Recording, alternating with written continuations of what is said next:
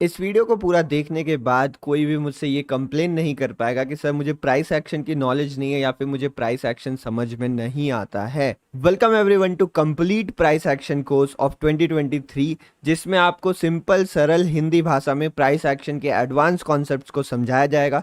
अगर आप बिगिनर हैं, आपने अभी ट्रेडिंग स्टार्ट करी है, या फिर आप एक एक्सपीरियंस ट्रेडर हैं और अपने कॉन्सेप्ट्स को रिवाइज करना चाहते हैं, तो ये वीडियो आपके लिए परफेक्ट होने वाली है। इसमें सारे बेसिक से लेके एडवांस प्राइस एक्शन कॉन्सेप्ट्स को डिस्कस किया जाएगा। वीडियो स्टार्ट करने से पहले कुछ जरूरी चीजें बता देना चाहता हूं कि इसमें जितने भी इंपॉर्टेंट कॉन्सेप्ट्स हैं उनको प्रॉपर्ली डिस्कस किया गया है, तो आप इस टेंशन में मत रहेगा कि ये इनकम्प्लीट है। इसमें आपको कंप्लीट एक इन्फॉर्मेशन दी जा रही है। उसके बाद मैं आपसे रिक्वेस्ट करना चाहूंगा कि सारे कॉन्सेप्ट्स के आप नोट्स जरूर बना लीजिएगा, क्योंकि ये वीडियो लंबी होने वाली है तो आप कॉन्सेप्ट्स को भूल सकते हैं। इसीलिए मेरा आपसे रिक्वेस्ट है कि प्लीज एंड तक देखिएगा, या जहां तक भी आप देखिएगा टाइम निकाल के देखिएगा। अगर अभी टाइम नहीं है तो बाद में देखिएगा, अभी लाइक करके छोड़ दीजिए। टाइम निकाल के देखिएगा और पूरा वीडियो देखने की कोशिश करिएगा। ऐसा कर सकते हो आप अभी 15 मिनट देख लो, बाद में 15 मिनट देख लो, बट पूरा कॉन्सेप्ट समझ के कोशिश ये करेगा कि सबको आप याद रख सको। और लास्ट पॉइंट ये है, it is suitable for everyone. अगर आप बिगिनर हो तो आपके लिए भी ये चीजें बहुत ज्यादा काम करने वाली हैं। तो चलिए इस कोर्स को स्टार्ट करते हैं। पहले मैं आपको बता देता हूं इसमें क्या क्या चीजें डिस्कस की जाएंगी। नमस्ते, मेरा नाम है शिवम मिश्रा। आप सभी का फेयरलेस ट्रेडर शिवम चैनल में स्वागत है। अगर वीडियो पसंद आएगी तो लाइक कर दीजिएगा, और आपको पढ़ाने लिखाने मतलब पढ़ाने का समझाने का तरीका अच्छा लगता है, आप ऑप्शन ट्रेडिंग सीखना चाहते हैं, इंट्राडे ट्रेडिंग सीखना चाहते हैं, तो आप चैनल को सब्सक्राइब भी कर सकते हैं। तो इसमें कुल हम टोटल 7 पॉइंट्स में डिस्कस करने वाले हैं, जिसमें हम स्टार्ट करेंगे इंट्रोडक्शन से, उसके बाद मार्केट स्ट्रक्चर, फिर candlestick, support resistance, trend line, chart patterns और ब्रेकआउट एंड रिवर्सल्स को समझने वाले हैं। यानी ये कंप्लीट प्रोग्राम होने वाला है, कंप्लीट कोर्स होने वाला है। इसी वीडियो में आपको सब कुछ सीखने को मिलेगा। चलिए अब बिना समय गवाए हुए, बिना कुछ वक्त बर्बाद किए कोर्स को स्टार्ट करते हैं और सीखने की कोशिश करते हैं। मुझे उम्मीद है आप सभी को सारी चीजें समझ में आएंगी। फिर भी कोई डाउट रहता है तो आप नीचे कमेंट सेक्शन में बेझिझक पूछ सकते हैं। तो chapter number 1, introduction to price action. Price action को समझने के लिए आपको सबसे पहले यह समझना पड़ेगा कि प्राइस एक्शन बेसिकली होता क्या है। एक कहावत आपने सुनी होगी बहुत लोगों के मुंह से कि भाव ही भगवान होता है, यानी मार्केट में जो भगवान है वो भाव है। भाव मतलब प्राइस। तो सबसे इंपॉर्टेंट चीज हम किसी भी भाव को मानते हैं, प्राइस को मानते हैं। तो इसी प्राइस के बिहेवियर को समझना, ये प्राइस कैसे मूव करता है, उसके बिहेवियर को समझने को हम प्राइस एक्शन स्टडी कहते हैं। देखो, ट्रेडिंग करने के बहुत सारे तरीके होते हैं, लेकिन जो प्राइस एक्शन का मेथड होता है वो सबसे ज्यादा इफेक्टिव और सबसे ज्यादा कारगर पता है क्यों इसे कह रहा हूं मैं? क्योंकि किसी भी मार्केट स्ट्रक्चर में, किसी भी कैसी भी सिचुएशन रहे ना, प्राइस एक्शन आपको जरूर कुछ ना कुछ बताएगा। अगर आप कोई इंडिकेटर यूज करते हैं तो वो सर्टेन चीजों में काम करेगा, सर्टेन टाइम फ्रेम्स पे वर्क करेगा, कुछ फिक्स रूल्स रहेंगे। लेकिन प्राइस एक्शन बहुत ही ज्यादा फ्लेक्सिबल है और आपको मार्केट की एक ट्रू रियलिटी बताता है। आपको मैं एक बेसिक डेफिनेशन की मदद से समझाना चाहूंगा कि क्यों प्राइस एक्शन इतना इंपॉर्टेंट होता है सीखना और जानना। अब देखो, मार्केट में जो प्राइस होता है, किसी भी एक इंस्ट्रूमेंट का अगर प्राइस है, वो कैसे मूव करता है? वो मूव करता है ऑर्डर्स की मदद से, सप्लाई डिमांड की मदद से। अगर ऑर्डर ज्यादा है तो वो प्राइस, मतलब लोग उसे खरीदना चाह रहे हैं तो वो ऊपर जाएगा, लोग बेचना चाह रहे हैं तो नीचे जाएगा। मतलब अगर उसकी डिमांड ज्यादा है तो वो ऊपर जाएगा। जैसे नॉर्मल किसी का भी भाव मूव करता है, उसी तरीके से मार्केट में भी शेयर्स का प्राइस मूव करता है। तो कहीं ना कहीं प्राइस मूवमेंट के पीछे कौन रेस्पॉन्सिबल है? प्राइस मूवमेंट्स के पीछे जो रेस्पॉन्सिबल होता है वो होता है साइकोलॉजी ऑफ ट्रेडर्स। जो लाखों करोड़ों ट्रेडर्स एक साथ मार्केट में ट्रेड कर रहे हैं, उनकी साइकोलॉजी क्या सजेस्ट कर रही है, उसी को हम प्राइस एक्शन कहते हैं। और आप एक चीज समझने की कोशिश करेगा कि आप मान लो अपने परिवार के ही 2 लोगों को ले लेना, कोई भी अपने 2 लोगों को ले लेना, और उनके ही सोच में कितना डिफरेंस होगा। किसी को कुछ पसंद होगा, किसी को कुछ पसंद होगा। मतलब मैं इतना कहना चाह रहा हूं कि जो ये लाखों करोड़ों ट्रेडर्स बैठे रहते हैं ना, उनके बीच में बहुत ज्यादा रैंडमनेस होती है, बहुत ज्यादा रैंडमनेस होती है। कोई कहीं बाइंग कर रहा है, कोई कहीं सेलिंग कर रहा है, लेकिन इसी रैंडमनेस के कारण एक पैटर्न निकल के आता है, जो पैटर्न ओवरऑल मार्केट की साइकोलॉजी को बताता है। मतलब ये कुछ ये कर रहा है, मतलब ऐसे रैंडम चीजें हैं, ये इंडिविजुअल जो डॉट्स हैं वो रैंडम है, बट अगर आप ओवरऑल इनको देखोगे तो एक पैटर्न नजर आएगा, और उसी पैटर्न की स्टडी को हम यहाँ पर प्राइस एक्शन कहते हैं। तो मुझे नहीं लगता कि अब आपको ये डाउट रह गया होगा प्राइस एक्शन क्या होता है, इसका नाम प्राइस एक्शन क्यों है। तो इस कोर्स में हम प्राइस एक्शन को समझने वाले हैं, प्योर चार्ट रीडिंग को समझने वाले हैं, बिना किसी इंडिकेटर एंड अदर स्टफ्स को देखे हुए। Welcome to chapter number 2। Chapter number 1 basic था, इसलिए जल्दी खत्म हो गया, लेकिन आगे के चैप्टर्स थोड़े लंबे रहने वाले हैं, तो इसीलिए नोट्स बनाते हुए चलिएगा। चैप्टर नंबर 2 में हम समझने वाले हैं प्राइस एक्शन की सबसे बेसिक कड़ी। मतलब अगर आप प्राइस एक्शन को पढ़ना चाहते हो, चार्ट को समझना चाहते हो, तो आपको मार्केट स्ट्रक्चर को समझना पड़ेगा। अब ये टर्म आपको थोड़ा सा कॉम्प्लेक्स भले ही लग सकता है, लेकिन ये बहुत ही ज़्यादा सिंपल है। अगर हम प्राइस को मिलाते रहें, मतलब मान लो 10-11 पे यहाँ प्राइस है, यहाँ भाव था, यहाँ भाव था, तो अगर हम भाव को मिलाते रहते हैं तो इस तरीके से हमारे पास कुछ पैटर्न्स निकल के आता है, जिसको आप चार्ट भी कहते हो। चार्ट भी ऐसा कुछ बनता है, और ये जो चार्ट बनता है ना, इसी चार्ट का जो स्ट्रक्चर है, इसी के स्टडी को हम यहाँ पे मार्केट स्ट्रक्चर कहते हैं। मतलब अगर मैं आपको चार्ट में दिखाता हूँ, तो आप देखो यहाँ पे चार्ट इस तरीके से मूव कर रहा था, मार्केट यहाँ पे थोड़ा साइड ऐसा था, फिर उसके बाद ऊपर गया, नीचे गया। तो यहाँ पे मैं कोई टर्म यूज नहीं कर रहा हूँ, मैं बस आपको केवल मार्केट की मूवमेंट दिखा रहा हूँ। तो इस मूवमेंट की स्टडी को ही हम मार्केट स्ट्रक्चर कहते हैं, कि इस मार्केट का स्ट्रक्चर क्या है। और अगर आप प्राइस एक्शन ट्रेडिंग करना चाहते हो ना, तो आपको सबसे पहला काम जो करना है, इसीलिए इसको मैंने सबसे आगे रखा है, वो है मार्केट स्ट्रक्चर को समझना। अगर आप यही नहीं समझ पाए कि बड़ा मार्केट स्ट्रक्चर क्या है, तो छोटे टाइम फ्रेम में जो प्राइस का बिहेवियर है वो आपके पल्ले नहीं पड़ेगा, वो आपको समझ में नहीं आएगा। तो बड़े पिक्चर यानी मार्केट स्ट्रक्चर को समझना सबसे ज्यादा जरूरी होता है हमारे लिए। अब मार्केट स्ट्रक्चर कितने प्रकार के होते हैं वो हम देख लेते हैं। तो बेसिकली मार्केट स्ट्रक्चर जो होता है वो यहाँ पर दो प्रकार का होता है मेनली। मैं अभी आपको डिफरेंसेस समझाऊंगा, लेकिन अगर आप मेनली देखो तो मार्केट स्ट्रक्चर दो प्रकार का होता है, ट्रेंडिंग या फिर साइडवेज। साइडवेज मार्केट स्ट्रक्चर को हम कंसोलिडेशन या वोलेटाइल मार्केट्स भी कहते हैं, कंसोलिडेशन कहा जाता है, या फिर इसको रेंज बाउंड मार्केट्स भी कहते हैं हम। तो ये दो मेजॉरिटी मेजर स्ट्रक्चर्स हैं जो मार्केट में रहते हैं। अब ट्रेंडिंग और साइडवेज स्ट्रक्चर्स क्या हैं, इनके बारे में समझते हैं। तो अगर हम यहाँ पे ट्रेंडिंग स्ट्रक्चर को देखते हैं, तो ट्रेंडिंग स्ट्रक्चर बेसिकली वो मार्केट स्ट्रक्चर होता है जब मार्केट में एक बड़ी मूवमेंट आ रही हो, मार्केट किसी एक पॉइंट से चल के दूसरे पॉइंट में तेजी से पहुंच रहा है, यानी मार्केट के पास एक क्लियर डायरेक्शन है, चाहे वो ऊपर की हो या नीचे की हो, लेकिन एक क्लियर डायरेक्शन है और उसी डायरेक्शन की तरफ मार्केट तेजी से बढ़ रहा है। तो ऐसे मार्केट स्ट्रक्चर को हम यहाँ पर ट्रेंडिंग कहते हैं। अब आप सोच रहे हो कि सर मार्केट स्ट्रक्चर जानने की जरूरत क्यों है, तो इस क्यों का जवाब आपको आगे आने वाले चैप्टर्स में मिल जाएगा, कि किस तरीके से बहुत सारी स्ट्रैटेजीज और सेटअप्स इसी पे बेस्ड होते हैं कि मार्केट स्ट्रक्चर क्या चल रहा है।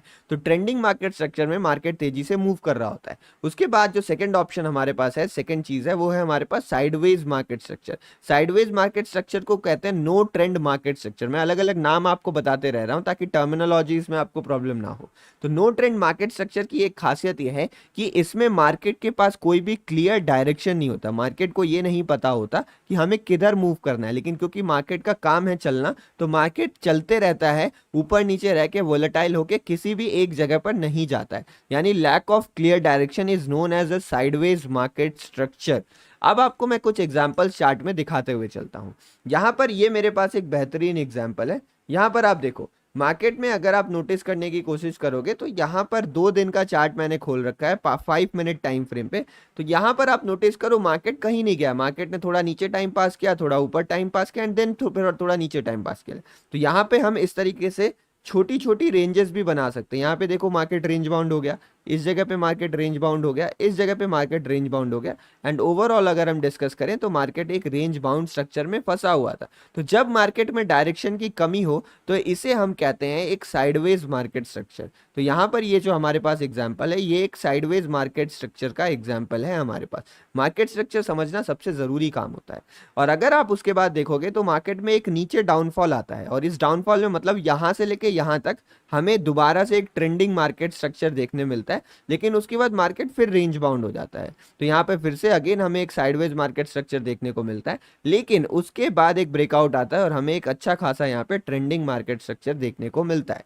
तो यहाँ पे आपने दो चीजें नोटिस करी। पहली चीज आपने ये नोटिस करी कि साइडवेज मार्केट स्ट्रक्चर और ट्रेंडिंग मार्केट स्ट्रक्चर जो है वो यहाँ पर आपस में इंटरचेंज होते रहते हैं, मतलब कोई भी स्ट्रक्चर कांस्टेंट नहीं रहता है। यानी ये मार्केट का पहला रूल है, प्राइस एक्शन का पहला रूल है कि मार्केट कांस्टेंटली किसी भी स्टेट में नहीं रुक सकता है, मार्केट अपना स्टेट चेंज करते रहेगा। अगर साइडवेज है तो इवेंचुअली कभी ना कभी ट्रेंडिंग होने वाला है, और ट्रेंडिंग मार्केट स्ट्रक्चर है तो कभी ना कभी वो यहाँ पर साइडवेज होने वाला है। और दूसरी चीज आप यहाँ पर नोटिस कर रहे होगे कि ऐसा नहीं है यहाँ पे कि साइडवेज मार्केट स्ट्रक्चर या फिर ट्रेंडिंग मार्केट स्ट्रक्चर के लिए आप स्पेसिफिक टाइम डिफाइन कर सकते हो। मतलब कभी कभी ऐसा देखा जाता है मार्केट्स में कि कुछ स्पेसिफिक टाइम्स में मार्केट साइडवेज रहते हैं, कुछ स्पेसिफिक टाइम्स में मार्केट ट्रेंडिंग रहते हैं। बट मैं आपको यहाँ बेसिक और फंडामेंटल कॉन्सेप्ट समझाना चाह रहा हूँ कि ये जो साइडवेज मार्केट स्ट्रक्चर है और ट्रेंडिंग मार्केट स्ट्रक्चर है, टाइम बाउंड ना होकर टाइम बाउंड ना, मतलब अगर आपको लगे 2 दिन साइडवेज था फिर यहाँ पे ट्रेंडिंग है, तो ऐसा कोई रूल नहीं है कि 2 ही दिन साइडवेज रहेगा। तो ये टाइम बाउंड ना होकर साइकोलॉजी बाउंड रहते हैं। साइकोलॉजी बाउंड मतलब यहाँ पे ट्रेडर्स को कुछ ट्रिगर दिखा, इसीलिए यहाँ पे उसे सेल करने की कोशिश की गई। तो आपको ये ध्यान रखना है, दोनों स्ट्रक्चर आपस में बदलते रहते हैं, लेकिन बदलने के लिए हमें मार्केट में कोई ना कोई ट्रिगर, जैसे कि ब्रेकआउट या ब्रेकडाउन, तो बिना ट्रिगर के स्ट्रक्चर नहीं बदलता है और स्ट्रक्चर आपस में बदलते रहेगा with the help of a trigger. ये दोनों चीज अगर आप समझ जाते हो तो आपने मार्केट स्ट्रक्चर पे एक महारत हासिल कर ली है। अब एक प्रो टिप मैं आपको यहां पर देना चाहता हूं रिलेटेड मार्केट स्ट्रक्चर। अगर आपको मार्केट स्ट्रक्चर का ट्रू पोटेंशियल पता करना है ना, तो try to analyse market structure on bigger time frames. मतलब अगर आप बैंक निफ्टी या निफ्टी में ट्रेड करते हो या फिर आप कोई स्टॉक में भी ट्रेड करते हो, तो यहां पर हम टाइम फ्रेम का ऑब्जर्वेशन या फिर डेली चार्ट में करेंगे। डेली चार्ट का टाइम फ्रेम हमें बहुत कुछ बताता है, नहीं तो हम या फिर आवरली चार्ट में कोशिश करेंगे टाइम फ्रेम को समझने के लिए। हम यहाँ पर इससे छोटे टाइम फ्रेम पे आके मार्केट स्ट्रक्चर को समझने की कोशिश नहीं करेंगे। तो ये प्रो टिप था, मार्केट स्ट्रक्चर के लिए डेली और आवरली टाइम फ्रेम का इस्तेमाल करेंगे। यानी अगर टाइम फ्रेम 1 आवर में मार्केट ट्रेंडिंग है तो 5 और 15 मिनट में हम उसी डायरेक्शन में ट्रेड फाइंड करने की कोशिश करेंगे, क्योंकि मार्केट ट्रेंडिंग है। तो ट्रेंडिंग मार्केट स्ट्रक्चर में मार्केट एक डायरेक्शन में मूव करता है, तो हमें डायरेक्शन क्लियर रहेगा। अगर 1 आवर टाइम फ्रेम में मार्केट स्ट्रक्चर साइडवेज है तो हम यहाँ पे ट्रेड फाइंड करने की कोशिश ना करेंगे, या फिर हम डायरेक्शनल ट्रेड नहीं ढूंढेंगे, हम यहाँ पे साइडवेज वाले ट्रेड ढूंढेंगे, जिसके बारे में आगे चैप्टर्स में मैं आपको डिस्कस करूंगा। तो आपको ये चीज क्लियर हो जानी चाहिए अब तक। अब चलिए बढ़ते हैं हम आगे चैप्टर्स में और समझते हैं कि मार्केट स्ट्रक्चर के बाद हमें क्या सीखना होता है। यहाँ पर हम चैप्टर 2 का कंटिन्यूएशन देखने वाले हैं, जो कि हमारा टॉपिक है ट्रेंड्स इन मार्केट। अभी अभी हमने क्या सीखा, अभी अभी हमने मार्केट स्ट्रक्चर के बारे में सीखा है, और मार्केट स्ट्रक्चर का जस्ट जो एप्लीकेशन होता है उसे हम कहते हैं ट्रेंड्स।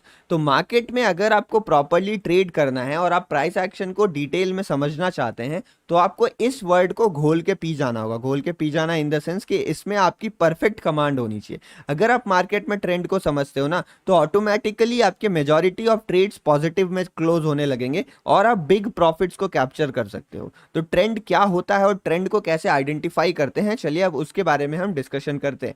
तो अभी अभी हमने देखा मार्केट स्ट्रक्चर 2 प्रकार का होता है, एक होता है ट्रेंडिंग मार्केट स्ट्रक्चर और दूसरा होता है यहाँ पर हमारे पास साइडवेज मार्केट स्ट्रक्चर।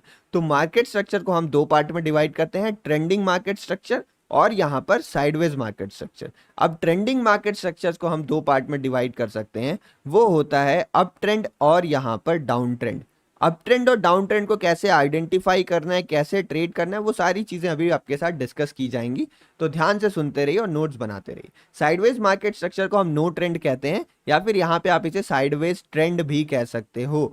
आप देखो, अगर आपको प्राइस एक्शन ट्रेड करना है ना, तो हमने प्राइस एक्शन की डेफिनेशन क्या देखी थी उसको समझने की कोशिश करेगा। प्राइस एक्शन की डेफिनेशन जो आपके साथ डिस्कस की गई है वो है क्या है, behaviour of price. Behaviour of price मतलब भाव किस तरीके से मूव कर रहा है उसको आपको समझना है, उसकी स्टडी को हम प्राइस एक्शन कहते हैं। तो ये बिहेवियर अगर आप देखो ना कुल मिलाजुला के, तो 3 प्रकार का ही होता है। There are only 3 type of price behaviours, those are up trend, down trend and sideways. तो इन तीनों प्रकार के बिहेवियर को अगर हम डीप में स्टडी कर लेते हैं तो हमारा लगभग मेजॉरिटी ऑफ काम काफी आसान हो जाता है यहाँ पे।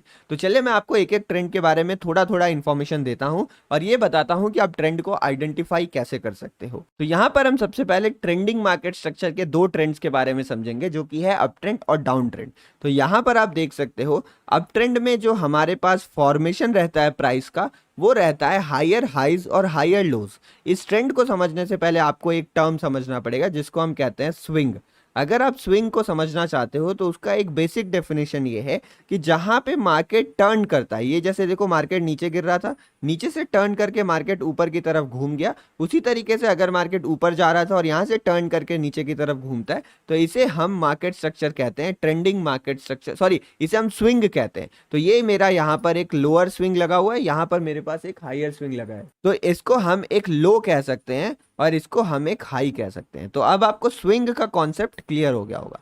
तो जब मार्केट अप ट्रेंड में रहता है तो यहाँ पर हायर हाइज और हायर लोज का फॉर्मेशन होता है। किस तरीके से होता है चलिए उसको समझते हैं।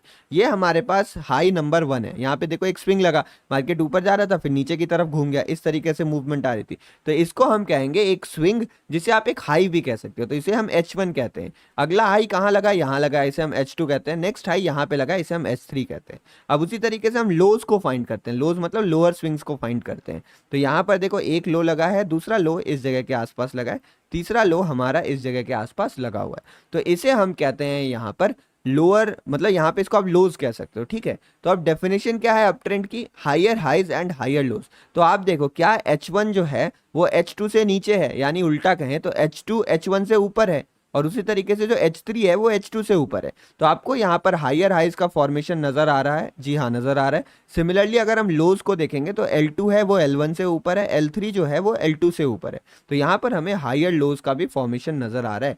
तो जब हायर हाई और हायर लोज का प्राइस बिहेवियर हमें नजर आए तो हम उसे यहाँ पर अप ट्रेंड कहेंगे। सिमिलरली अगर हमें यहाँ पर लोअर हाइज और लोअर लोज का प्राइस बिहेवियर नजर आता, देखो यहाँ पे प्राइस ऊपर जा रहा था फिर यहाँ से नीचे गिर गया, तो यहाँ पे एक हाई क्रिएट हुआ, तो इसको हम H1 कहते हैं, इसको हम H2 कहते हैं, और इसको हम यहाँ पर H3 कहते हैं। सिमिलरली इसको अगर हम यहाँ पर L1 कहेंगे, इसको L2 कहेंगे, इसको L3 कहेंगे। तो यहाँ पर लोअर हाइज H2 H1 से नीचे है, H3 H2 से नीचे, लोअर हाइज और लोअर लोज का फॉर्मेशन हो रहा है, जो कि है डेफिनेशन ऑफ डाउन ट्रेंड। तो अप ट्रेंड और डाउन ट्रेंड का आइडेंटिफिकेशन आपको यहाँ पर समझ में आ गया होगा। अब चलिए हम चार्ट में देख लेते हैं और समझते हैं कि क्या है। तो यहाँ पर हम चार्ट को यहाँ से लेके यहाँ तक कंसिडर करने वाले हैं। ये हम सारी एनालिसिस 5 मिनट टाइम फ्रेम पे कर रहे हैं, क्योंकि यहाँ पर मैं आपको इंट्राडे में परफेक्ट बनाना चाहता हूँ।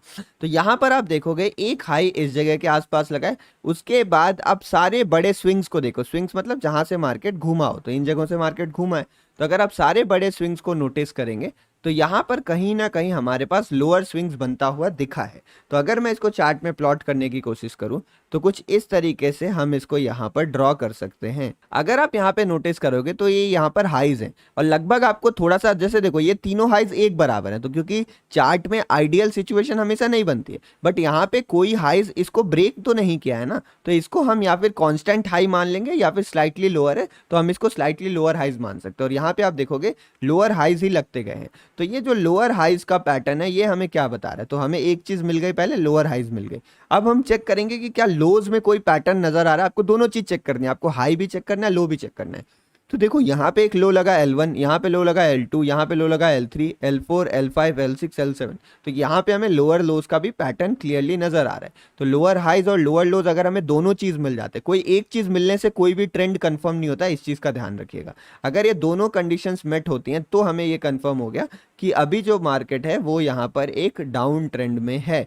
तो इस तरीके से आप ट्रेंड को आइडेंटिफाई कर सकते हो। सिमिलरली उसी तरीके से अगर हम मार्केट बिहेवियर को यहाँ से लेके, जहाँ से मैंने लाइन खींची है, यहाँ से लेके यहाँ तक समझने की कोशिश करेंगे, तो यहाँ पर आप सबसे पहले लो को ट्रैक करो। यहाँ पे L1 है, L2, L3 देखो लगभग सेम जगह पे लगा है, थोड़ा सा ऊपर है, तो इसको L3 मान लेते हैं। ये हमारे पास यहाँ पर L4 है, L5, L6, L7। तो यहाँ पे जितने भी लोज लगे हैं वो सब आपको नजर आ रहा होगा कि एक दूसरे से ऊपर लगे हैं। तो सबसे पहला चीज जो हमें यहाँ पे मिला वो हमें क्या मिला, यहाँ पर हमें एक हायर लोज का फॉर्मेशन मिला है। लेकिन खाली एक चीज से कुछ कंफर्म नहीं होता, अब हमें हाइज भी ढूंढने पड़ेंगे। तो अगर मैं यहाँ पे हाइज देखता हूँ तो एक हाई यहाँ पे लगा, फिर यहाँ पे, फिर इस जगह के आसपास, फिर यहाँ पे देखोगे हल्के फुल्के कंसोलिडेशन हुए, क्लियर कट हाई नहीं लगा यहाँ पे, फिर एक हाई इस जगह के आसपास लगता है, फिर यहाँ पे हाई लगता है, और यहाँ पे छोटे छोटे स्विंग्स हमें नजर आते हैं। तो कहीं ना कहीं आप देखोगे कि हाइज इंक्रीजिंग है, बीच में हाइज यहाँ पे कंसोलिडेट हो गए थे, बट फिर अगेन हाइज जो है वो ऊपर की तरफ चढ़ने लगे। तो हायर लोज और हायर हाइज का पैटर्न अगर हमें दिख रहा है तो हम ये मान सकते हैं कि मार्केट का ट्रेंड अब पॉजिटिव हो चुका है, market is in up trend. तो अब मुझे लगता है कि आपको समझ में आ गया होगा कि ट्रेंड को कैसे समझते हैं यहाँ पर, इसका यूज क्या है वो आगे मैं आपको बताने वाला हूँ, लेकिन आप सबसे पहले इस चीज को समझने की कोशिश करिएगा। तो आपको ये अप ट्रेंड क्लियर हो गया होगा। अब हम डिस्कस करते हैं अपने तीसरे प्रकार के ट्रेंड के बारे में, जो है यहाँ पे साइडवेज ट्रेंड। इसको समझना उतना ही जरूरी है जितना आपने दोनों को समझा, क्योंकि मैक्सिमम टाइम मार्केट में आपको एक साइडवेज ट्रेंड देखने को मिलेगा। तो देखिए साइडवेज ट्रेंड कहाँ होता है। साइडवेज ट्रेंड का सिंपल डेफिनेशन है ना, जहां पे आपको कोई हायर हाई या फिर हायर लो या फिर लोअर हाई लोअर लो का पैटर्न ना नजर आ रहा हो। यानी जो ऊपर के लिए दो कंडीशन हमने डिसाइड करी, उन दोनों में से अगर आपको कोई भी कंडीशन नजर ना आए ना, यानी आप यहाँ पे ये मान सकते हो same level of highs and low, जो स्विंग्स बन रहे हैं वो लगभग सेम ही लेवल पे बन रहे हैं, तो आप मान सकते हो मार्केट साइडवेज है। या फिर यहाँ पे कंफ्यूजन, या फिर आप कह सकते हो volatility between highs and lows, जो भी स्विंग्स बन रहे हैं वो वोलेटाइल लग रहे हैं। मतलब पहला एग्जांपल क्या हुआ, इस तरीके से आपको हाई लो के स्विंग्स अगर नजर आ रहे हैं, ये आइडियल कंडीशन है, तो इसको हम यहाँ पे कहेंगे कि मार्केट साइडवेज है। अगर मान लो आपको इस तरीके से नजर आ रहा है, ठीक है। यहाँ पे अगर इस तरीके से आपको स्विंग्स नजर आ रहे हैं तो भी आप इसको साइडवेज ही कहोगे, भले ही यहाँ पे छोटे छोटे स्विंग्स आपको दिख रहे होंगे, बट ये यहाँ पे छोटे छोटे स्विंग्स हो जाते हैं, बट जो मेजर स्विंग है उसको हम यहाँ पर ये कंसिडर करते हैं। तो जो मेजर स्विंग्स हैं वो अभी भी कोई खास डायरेक्शन आपको नहीं दे रहे हैं, तो यहाँ पे ये मार्केट को हम साइडवेज ट्रेंड ही मानेंगे। अच्छा, आप मुझे बताओ वीडियो पॉज करके कि ये कौन सा ट्रेंड हुआ, ये ट्रेंड कौन सा हुआ। यहाँ पे तो सबसे पहले आपको लो आइडेंटिफाई करना है। तो अगर आप लो देखते हो तो ये हमारे पास लो लगा है, इसको 1 2 अगर हम मान ले तो ये 3 4 5, तो यहाँ पे मुझे हायर लोज का फॉर्मेशन दिख रहा है, लेकिन अब मैं हाई चेक करूंगा, बट हाई तो मुझे कांस्टेंट नजर आ रहा है, लगभग एक ही जगह पे नजर आ रहा है, या फिर कभी लोअर हाई नजर आ रहा है, कभी यहाँ पे हायर हाई नजर आ रहा है। तो क्योंकि हाईज में मुझे कंफ्यूजन है तो इस ट्रेंड को भी मैं साइडवेज कंसिडर करूंगा, और ये मार्केट ट्रेंडिंग नहीं है यहाँ पे। तो इस तरीके से आप ट्रेंड का अंदाजा लगा सकते हो। साइडवेज ट्रेंड को समझना सबसे ज्यादा जरूरी है, क्योंकि साइडवेज ट्रेंड मार्केट मोस्टली रहता है। अगर आप ये एग्जांपल देखो यहाँ पे इस जगह के आसपास जो हमने कंसिडर किया था, तो यहाँ पे आप देखो मार्केट में क्या हुआ, पहले सेम जगह पे 2 हाई लगते हैं और सेम जगह पे 2 लो लगते हैं। उसके बाद क्या होता है, मार्केट थोड़ा सा यहाँ ऊपर जाता है, फिर यहाँ पे एक हाई बनाता है, दोबारा आके उसी जगह पे हाई बन जाता है, फिर यहाँ पे लो बनता है, थोड़ा सा नीचे आता है, फिर देखो जहाँ प्रीवियस लोज लग रहे थे वहीं वापस से लो लगने लगे। तो इस तरीके से ये वाला जो कंसोलिडेशन है, जहाँ पे क्लियर कट हाई और लोज के डायरेक्शंस नहीं है, उसको हम यहाँ पे साइडवेज ट्रेंड कहते हैं। तो आई होप अब आपको समझ में आ गया होगा ट्रेंड क्या होता है, ट्रेंड को कैसे आइडेंटिफाई किया जाता है। अब एक बार समझने की कोशिश करते हैं कि इसका इस्तेमाल क्या है। ठीक है, सवाल उठता है हमारे पास कि ट्रेंड हमने सीखा क्यों। तो सबसे पहले आप ये समझिए कि मार्केट में ट्रेंड के अगेंस्ट नहीं जाना चाहिए, हमें ट्रेंड के अगेंस्ट हमें नहीं जाना चाहिए। अगर मार्केट में एक स्ट्रॉन्ग अप ट्रेंड है तो आप जो सेल के ट्रेड्स लेते हो उसमें आपको टारगेट बहुत छोटे मिलेंगे, टारगेट आपको बहुत स्मॉल मिलेंगे, आपके स्टॉप लॉसेस होने के चांसेस ज़्यादा हैं। तो कभी भी अगर हम ट्रेंड के अगेंस्ट ट्रेड लेते हैं तो हम अपनी क्वांटिटी को कम कर देते हैं, यानी हम ज़्यादा रिस्क नहीं लेते हैं। तो जो नंबर 1 चीज़ हम सीख रहे हैं कि ऑलवेज टेक मिनिमम रिस्क या फिर less risk if you are trading against the trend. हमेशा हमें ट्रेंड के साथ ही ट्रेड करना होता है, जो कि हमारे लिए बहुत ज़्यादा फायदेमंद रहता है, हमें बड़े टारगेट्स मिलने में आसानी होती है। तो ट्रेंड के अगेंस्ट हमें काम नहीं करना होता। दूसरा चीज़ क्या है, हम अगर ट्रेंड पे नज़र रखते हैं तो हम एक्यूरेसी समझ सकते हैं of breakouts and other setups. Accuracy different करते हैं। मान लो कि मार्केट में एक साइडवेज रेक्टेंगल बना था, इस तरीके से मार्केट ऊपर चढ़ रहा था और यहाँ पे मार्केट में एक साइडवेज आपको रेक्टेंगल बनता हुआ दिखा। अब इसके ब्रेकआउट की एक्यूरेसी आप कैसे जज करोगे? तो क्योंकि मार्केट का ट्रेंड यहाँ पे पॉजिटिव है, मैं और थोड़ा पीछे ड्रॉ कर देता हूँ, क्योंकि मार्केट का ट्रेंड पॉजिटिव है तो जो अपसाइड ब्रेकआउट है उसके चांसेस ज़्यादा हैं, तो वहाँ पर हम रिस्क जो है वो थोड़ा बड़ा ले सकते हैं, लेकिन डाउन साइड में चांसेस कम है, तो यहाँ पर हम रिस्क छोटा लेंगे। तो इस तरीके से अगर आप ट्रेंड समझते हो तो अपना कोई भी सेटअप या स्ट्रैटेजी है आप उसको फिल्टर कर सकते हो डायरेक्शन आइडेंटिफाई करने के लिए। तो मार्केट में आपको हमेशा डायरेक्शन क्लियर रहेगा, आपका व्यू क्लियर रहेगा अगर आप ट्रेंड को समझते हो तो। तीसरी चीज क्या है, यहाँ पर मार्केट अगर साइडवेज ट्रेंड में है तो आप यहाँ पे रिवर्सल ट्रेड आराम से ले सकते हो। जैसे कि मैंने आपको कहा कि अगर स्ट्रॉन्ग ट्रेंडिंग मार्केट है तो ट्रेंड के अगेंस्ट मत जाइए, आप अपनी एक्यूरेसी को ठीक ठाक मैनेज कर लोगे अगर आप ट्रेंड के साथ रहोगे तो। लेकिन अगर मार्केट साइडवेज है ना तो जनरली हम ट्रेंड के अगेंस्ट या फिर रिवर्सल ट्रेड्स को प्लान करते हैं। रिवर्सल क्या होता है अगर आपको नहीं पता तो आगे इसी वीडियो में हमने डिस्कस किया, आप बने रहिए, आपको सारी इन्फॉर्मेशन इसमें आपको मिल जाएगी। तो हम रिवर्सल ट्रेड्स को प्लान करते हैं अगर हमारे ट्रेंड की जो ट्रेंड है वो क्लैरिटी ना हो, साइडवेज ट्रेंड हो, तो हम रिवर्सल ट्रेड्स को प्लान करते हैं। बाकी सारे ट्रेड्स में हम कॉन्टिन्यूएशन ट्रेड्स को ढूंढते हैं। ये सारी चीज़ की डिस्कशन आगे आपको मिल जाएगी यहाँ पे। तो ट्रेंड जानने के ये फायदे होते हैं। अब तीसरा और सबसे ज़रूरी चीज़ ये है, मैं आपको बता दूं कि ट्रेंड चेंज होते रहता है। ये हमने देखा था, ट्रेंड चेंज होते रहता है, अभी मैंने आपको समझाया था। तो ट्रेंड चेंज किस तरीके से होता है एक बार मैं आपको वो बता देता हूँ। इस तरीके से मार्केट अगर ऊपर की तरफ जा रहा है तो कभी ना कभी ऐसा टाइम आएगा जब मार्केट साइडवेज हो सकता है, उसके बाद ऐसा हो सकता है मार्केट नीचे आ जाए। तो इसीलिए अगर आप यहाँ पे देखोगे तो ये मार्केट का अप ट्रेंड एरिया था, यहाँ पे जो स्विंग्स थे वो क्लियर नहीं दिख रहे थे हमें, स्विंग्स यहाँ पे कंफ्यूजिंग हो गए, तो ये साइडवेज एरिया हो गया और ये डाउन ट्रेंड एरिया हो गया। तो हमेशा ये दिमाग में रखना चाहिए कि ट्रेंड जब तक चल रहा है तब तक बढ़िया है, लेकिन ट्रेंड कैन चेंज। तो जब ट्रेंड बदलता है तो ट्रेंड के साथ अपना व्यू बदलना भी जरूरी होता है। तो ये था हमारा ट्रेंड और मार्केट स्ट्रक्चर से रिलेटेड कंप्लीट चैप्टर। अब आगे वाले चैप्टर्स में हम समझेंगे बाकी सारी चीज़ें। मुझे उम्मीद है आपको ये वीडियो पसंद आ रही होगी, बहुत ज़्यादा मेहनत लगी इसको बनाने में। ये वीडियो भले ही आपको जितना भी टाइम दिख रहा है ना उससे 5-6 घंटे ज़्यादा लग जाते हैं सारी चीज़ें प्लान करने में और रिकॉर्ड करने में। तो प्लीज़ वीडियो को लाइक कर दीजिएगा और अपने दोस्तों के साथ शेयर ज़रूर करिएगा ताकि वो भी इस चीज़ को सीख सकें। तो चलिए अब स्टार्ट करते हैं chapter number 3, candlesticks. Market trend और मार्केट स्ट्रक्चर समझने के बाद जो दूसरी सबसे बड़ी बेसिक चीज हमारे पास आती है वो है कैंडलस्टिक। आप जो ये चार्ट देख रहे हो, ये चार्ट बेसिकली बना ही कैंडलस्टिक से है। इस चार्ट में जो सबसे बेसिक स्ट्रक्चर आपको नजर आ रहा है, ये जो चीजें नजर आ रही हैं, इसको हम कैंडलस्टिक्स कहते हैं। और इन कैंडलस्टिक्स को समझना बहुत ज्यादा जरूरी है अगर आप यहाँ पे ट्रेड लेना चाहते हैं। मार्केट के बिहेवियर को समझना, मार्केट के व्यू को बनाने के लिए आपको मार्केट स्ट्रक्चर की नॉलेज होना बहुत ज़्यादा ज़रूरी है। लेकिन छोटे टाइम फ्रेम पे अपनी एंट्रीज को टाइम करने के लिए और प्रॉपर एक अंडरस्टैंडिंग बिल्ड करने के लिए आपको ये समझना ज़रूरी है कि कैंडलस्टिक्स किस हिसाब से बिहेव कर रही हैं और हर एक कैंडलस्टिक का क्या मतलब होता है। बेसिकली यहाँ पर हम कैंडलस्टिक के साइकोलॉजी को समझने की बात कर रहे हैं कि हर एक कैंडलस्टिक्स के पीछे बायर्स और सेलर्स की क्या साइकोलॉजी छुपी हुई है, इसको समझना बेहद ज़रूरी होता है। तो स्टार्ट हम बेसिक से करेंगे, लेकिन ज़्यादा वक्त हम एडवांस चीज़ों में थोड़ा गुजारने वाले हैं। तो यहाँ पर आप देखोगे मेरे पास दो तरीके की कैंडल है। इसको हम मान लेते हैं कि इस कैंडल का कलर यहाँ पे रेड है, तो इस कैंडल को हम एक रेड कैंडल कहते हैं। और इसका कलर अगर हम एक ग्रीन मान ले तो इसका कलर यहाँ पे हमारे पास ग्रीन कैंडल है। अगर आप देखोगे इस रेड कैंडल को बियरिश कैंडल भी कहा जाता है। बियरिश मतलब जो नीचे है। ऐसा माना जाता है कि जो बियर होता है, भालू होता है, वो नेगेटिविटी का एक प्रतीक माना जाता है स्टॉक मार्केट में। एंड जो बुल होता है उसे हम पॉजिटिविटी को रिफर करने के लिए मानते हैं। तो यहाँ पे ये ग्रीन को हम बुलिश भी कहते हैं। तो बुल को बुलिश आप मान लो और बियर फॉर बियरिश आप इसको मान सकते हो। अब ये रेड कैंडल क्या बताती है कि मार्केट में नेगेटिविटी है, मार्केट में सेलर्स बहुत ज़्यादा एक्टिवेट हैं। तो सबसे पहले आप कलर से समझने की कोशिश करेगा। और ग्रीन कलर की कैंडल है तो ये बता रही है कि इसमें बायर्स ने डोमिनेट किया है, बायर्स की मात्रा ज़्यादा है, बायर्स थोड़े ज़्यादा एग्रेसिव हैं यहाँ पर, इसीलिए मार्केट में ग्रीन कैंडल बनी है हमारे पास।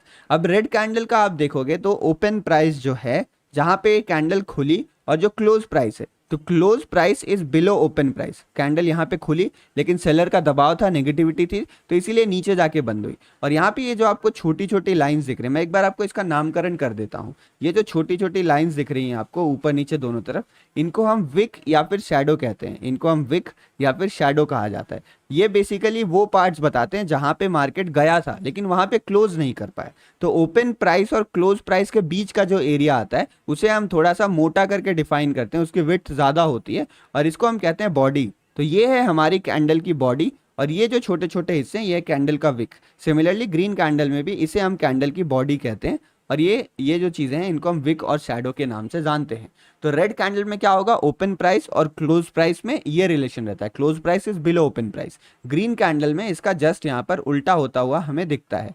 अगर आप एक बुलिश कैंडल देखोगे तो जो क्लोज प्राइस होता है वो ओपन प्राइस से ऊपर होता है, मतलब मार्केट खुला तो नीचे था लेकिन बायर्स इतने ज़्यादा एक्टिव थे, यहाँ पे बायर्स एग्रेसिव थे कि वो इसको ऊपर बंद करवाने में कामयाब हो जाते हैं। और यहाँ पे जो सबसे ऊंचा पोर्शन है उसे हम हाई प्राइस कहते हैं। ये दोनों जगह सेम होता है। और जो सबसे निचला स्तर है जहाँ पे इस पूरे टाइम फ्रेम में ये कैंडल गई थी उसे हम लो प्राइस कहते हैं। तो ये लो प्राइस हो गया, ये हाई प्राइस हो गया।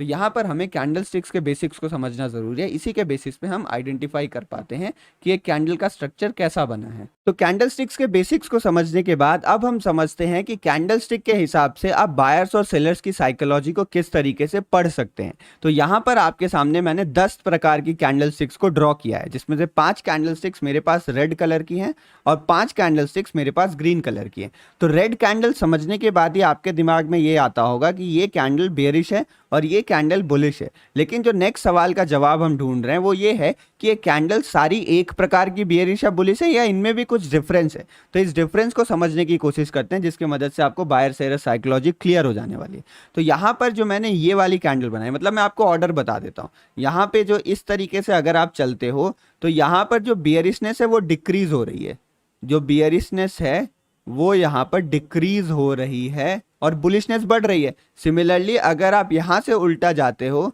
तो यहाँ पर ये बुलिशनेस जो है वो डिक्रीज हो रही है इस तरीके से।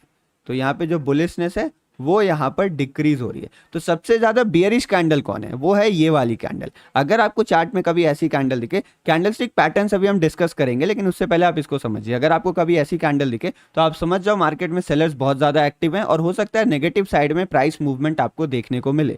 उसके बाद कम बियरिश कौन है, वो ये वाली कैंडल है, क्योंकि इसमें आप देखोगे ऊपर और नीचे बिल्कुल भी वीक नहीं है। तो मार्केट जहां पे खुला वहीं से गिरना शुरू हुआ और आखिरी मिनट तक गिरते रहा है यहाँ पे। लेकिन यहाँ पे हमें हल्का फुल्का विक देखने को मिलता है जो वोलेटिलिटी पॉजिटिव बताती है, यानी ये कहीं ना कहीं ये बता रहा है कि मार्केट थोड़ा सा चॉपी है, उतना ज़्यादा सेलिंग प्रेशर नहीं है। तो सबसे ज़्यादा हाईएस्ट बियरिश ये कैंडल होती है, उसके बाद जो सेकंड नेगेटिव कैंडल है वो ये है, उसके बाद ये जो थर्ड कैंडल है इसमें आप देखोगे क्या होगा, इतना बड़ा आपको एक ऊपर विक नजर आ रहा है, मतलब प्राइस ऊपर जाने की कोशिश करी बट नाकामयाब रहा और फिर दोबारा नीचे आके बॉडी के नीचे आके, मतलब ये ओपन हुआ था और यहाँ जाके क्लोज होता है, तो कहीं ना कहीं सेलर्स इसमें एक्टिवेट हुए और ऊपर जाने के बावजूद भी नीचे आके इसको क्लोज करवाया गया, तो इसीलिए ये भी हमारे लिए एक बियरिश कैंडलस्टिक है। उसके बाद ये वाली जो कैंडलस्टिक है ये रेड में क्लोज हुई है, बट क्योंकि यहाँ पे आप देखोगे ऊपर और नीचे विक बहुत बड़ी है और बॉडी बहुत छोटी है, तो इसीलिए ये कैंडल उतनी बियरिश नहीं है। और जो ये हमारे पास 5वें नंबर वाली कैंडल है, इस कैंडल में क्या हुआ, नीचे सेलर्स नीचे ले जाने की कोशिश करते हैं बट ये क्लोजिंग आके काफी ऊपर करता है, इसीलिए आपको इतना बड़ा विक नजर आ रहा है।